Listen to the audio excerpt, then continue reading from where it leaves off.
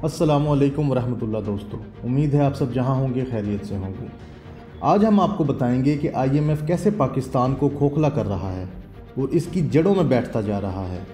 दोस्तों, आजकल पाकिस्तान जिस तेज़ी से बहरान में डूबता जा रहा है इसका तो आप सबको पता है, और इन हालात के ज़िम्मेदार हमारे अशराफिया, जर्नैल, सियासतदान और ब्यूरोक्रेट्स हैं, जिन्होंने पाकिस्तान में इतनी लूट खसूट की कि अब हमारा प्यारा पाकिस्तान इतने नाजुक मोड़ पर खड़ा है कि तारीख़ में कभी ऐसा नहीं हुआ। हमारे मुल्क में जो भी पावर में आया इसने कभी पाकिस्तान की तरक्की और खुशहाली का नहीं सोचा, बस अपनी दौलत और जायदादों में इजाफा किया और मुल्क से बाहर भेज दिया, जिसकी वजह से पाकिस्तान बाकी दुनिया से बहुत पीछे रह गया। हमारा सारा सिस्टम कर्ज़ों पे चलता है, अगर कोई हमें कर्ज़ा ना दे तो हम डिफ़ॉल्ट कर जाते हैं।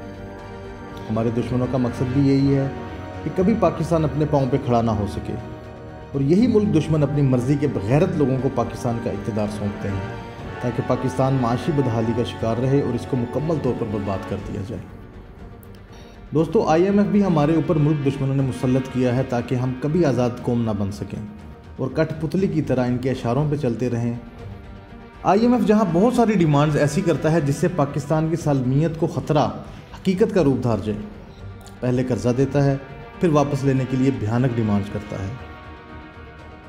कई डिमांड्स उसकी ऐसी हैं जो ज़ाहिर पब्लिक में नहीं बताई जा सकती, लेकिन जिससे डायरेक्ट पब्लिक इफ़ेक्ट हो रही है। उसमें पेट्रोल महंगा करना, बिजली महंगी करना, ज़्यादा टैक्स लगाना, ये सारा कुछ है। अब इसने एक और डिमांड की है कि अगर आपको मुल्क चलाने के लिए कर्जा चाहिए तो ग्रेड 17 से लेकर 22 तक जितने अफसरान हैं उनकी मनकूला व गैर मनकूला पाकिस्तान या उससे बाहर जितनी असासाजात हैं उनको डिक्लेयर करें। दोस्तों, इससे अब इन हरामखोरों का तो हमें पता चल जाएगा, लेकिन इनकी साजिश बहुत गहरी है। पाकिस्तान पूरी दुनिया में बुरे तरीके से बदनाम हो जाएगा। पहले ही हम दहशतगर्द समझे जाते हैं, अब दुनिया देखेगी कि हमारी इंतज़ामिया कितनी करप्ट है और कैसे आवाम का खून चूस चूस के अरबों की जायदादें बनाती है। दोस्तों, हमें अपनी कीमती राय से कमेंट्स में ज़रूर आगाह करें। अपना ख्याल रखें। अल्लाह हाफ़िज़।